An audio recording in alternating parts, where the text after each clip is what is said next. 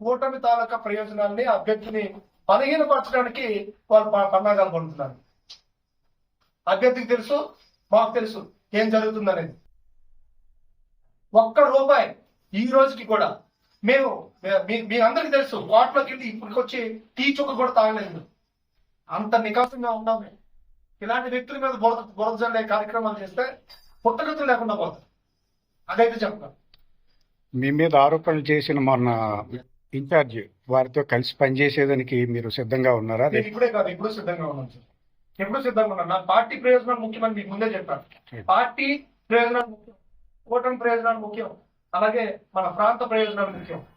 ఈ మూడు ప్రయారిటీస్. మాకు స్వలాభాలు లేవు, స్వార్థాలు లేవు. ఇదైతే చాలా క్లియర్. మేమైతే కాదు, మండల అధ్యక్షులుగా, కార్యనిర్వహణ కమిటీగా కొంతమంది ఉన్నా సరే అందరూ కూడా కలిసి పనిచేద్దాం అనుకుంటున్నారు. కానీ ఎవరైతే వ్యక్తిగత స్వార్థం ఉంటారో వాళ్ళే కలుపుకు వెళ్ళట్లేదు అనేది మాది. నేను కలిసి పనిచేయడానికి ఎప్పుడు మేము రెడ్డి సిద్ధంగా ఉంటాం. కానీ అతనే విభజించు, పాలించు, సొంత ఎజెండాతో పట్టి పోతుంది కనుక మేము కలలేకపోతున్నాం తప్ప నష్టం జరిగేది ఏమి ఉండదండి. అంటే నేను ఒకరిని కించపరచడం కాదు. జనసేన పార్టీ భావజాలం నచ్చి, జనసేన పార్టీ భావజాలం ప్రకారం ఎవరు పనిచేస్తున్నారు, ఎవరి నాయకత్వం బలంగా ఉంటుంది, ఎవరి నాయకత్వంలో పనిచేస్తే జనసేన పార్టీకి బొబ్బుల నియోజకవర్గంలో ఒక పేరు, అలాగే ఒక బలమైన నిర్మాణం జరుగుతుంది అనేది కేడర్ కి స్పష్టమైన ఆ అవగాహన ప్రకారమే ఈ రోజు ఒక పిలుపుతో ఎంతమంది వస్తారు, ఒక పిలుపుతో గ్రామాల్లోకి వెళ్తే ఎలా ఉంటుంది అనేది మీ అందరికీ తెలుసు, ప్రజలకి తెలుసు. అలాగే ఒక పోరాటం పట్టుకున్నామంటే, ఒక సమస్య పట్టుకున్నామంటే ఆ సమస్య తీరే వరకు ఎలాంటి అంటే మేము పోరాటం చేస్తామో ప్రతి ఒక్కరికి తెలుసు. ఎప్పుడు కూడా పోరాటాలు లేకుండా, పని చేయకుండా 4 ప్రెస్ మీట్ పెట్టుకుని పబ్బం గడిపించుకుంటామంటే 6 సంవత్సరాలు పార్టీలో లేని మనుషులు ఈ రోజు అమంతంగా పొద్దులో ప్రేమ వచ్చేసి అందరూ ముందుకొచ్చి ఈ రోజు మేము జనసేన, మేము కూటమి అభ్యర్థిని గెలిపిస్తాం, మీ కూటమి నాయకులని, జనసేన నాయకులని చెప్పుకుంటారు కదా. మరి ఈ 6 సంవత్సరాలు అందరూ ఎక్కడ ఉన్నారు? ఏ పోరాటం? ఇన్ని పోరాటం వ్యక్తులు ఎవరైనా ఎప్పుడైనా పార్టిసిపేట్ చేశారా? ఏదైనా బొబ్బుల సమస్య మీద ఏదైనా గొంతెత్తి మాట్లాడారా? వీళ్ళు జనసేన గురించి విమర్శించడం, వీళ్ళు జనసేన నాయకులు చెప్పుకుని తిరగడం. మీ పార్టీ గురించి వాళ్ళు మాట్లాడడానికి మా పార్టీ మీరు మాట్లాడాల్సి వచ్చింది. ఇప్పుడు కూడా కలిసే పనిచేయడానికి రెడీగా ఉన్నాం. దాన్ని కలుపుకెళ్ళకపోతే విభజించు, పాలించు, బలమైన గొంతుని ఒక బాబు పోలు అని అతను బలమైన గొంతుని మొక్కడానికి ప్రయత్నం బాగాలి తప్ప వీళ్ళు ఉంటే జనసేన బలపడిపోతుంది, వీళ్ళు లేకపోతే జనసేన ఏం చేసేవచ్చు అనే కాన్సెప్ట్ తో కొంతమంది శక్తులు చేసుకుని కుట్ర. ఇప్పుడు కూడా మేము కలిసి పనిచేయడానికి రెడీగా ఉన్నాం. 2 ఆఫీసులు ఉన్నట్టు 2 ఆఫీసులు ఏమి లేవు, బొబ్బుల్లో ఒక ఆఫీసే ఉంది. అది జన సైనికుల నిలయం మాత్రమే. ఎందుకంటే పార్టీ ఆఫీసులకు ఇన్ఛార్జ్ అంటున్నారు కదా, in charge point of contact, POC in charge point of contact. Last time Manohar గారితో మాట్లాడడం, నాగబాబు గారితో మాట్లాడడం. పాయింట్ ఆఫ్ కాంటాక్ట్ ఇన్ఛార్జ్ ఎందుకు అయ్యిందంటే ఆ టైం చాలగా ఏదో కనెక్టింగ్ ఒక పీపుల్ ఇవ్వాలి, పాయింట్ ఆఫ్ కాంటాక్ట్ వేసాము. మీకు పని చేయకపోతే మీ పని మీరు చేసుకోండి, మండల అధ్యక్షులు మీకు బాధ్యత. పాయింట్ ఆఫ్ కాంటాక్ట్ మండల అధ్యక్షులకు ఎక్కువ పవర్ఫుల్ ఉంది, మీ పని చేసుకోండి.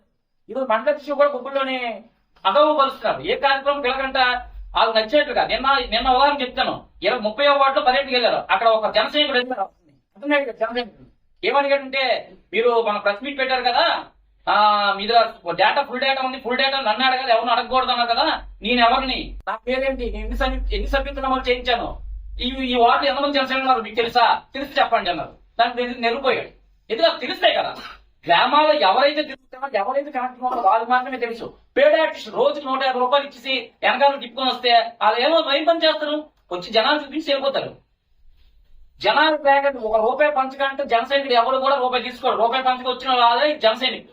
అంతేగాని డబ్బులకు లొంగిపోయి డబ్బులకి ఏదో ఆ రోజు పబ్బం కలిపినప్పుడు జనసైనికుడు కాదు. అలా పార్టీని కంపు చేస్తున్నారు. ఇది కూడా పార్టీ దృష్టికి తీసుకెళ్ళాం. మీరంటే మేము కలిసి పనిచేయడానికి రెడీగా ఉన్నాం. కూటమి అభ్యర్థిని గెలిపించారు. ఈ జస్ట్ మిస్ ఎందుకు తగ్గుతున్నాం అంటే, కూటమి అభ్యర్థి జస్ట్ మిస్ అవ్వకూడదు మాత్రమే తగ్గాం తప్ప ఎవరి వల్ల ఎవరో ఏదో చేసేస్తే భయపడిపోయి ఆగిపోయేంత మనుషులు కాదు మేము. ఇప్పుడు కూడా మనం స్పందించాల్సిన అవసరం లేదు. కానీ ఈ వారం రోజులు మేము వేరే పనిలో ఉంటే దీన్ని కూడా డబ్బులు ఏదో డిమాండ్ చేస్తున్నారు. డబ్బులు ఇవ్వకపోయేసరికి, లేకపోతే ఏదో వాళ్ళ మధ్యన పసుపు పోయేసరికి వారం రోజుల నుంచి కార్యక్రమాలు దూరంగా ఉన్నారని చెప్పి మనం కొత్తగా క్రియేట్ చేశారు.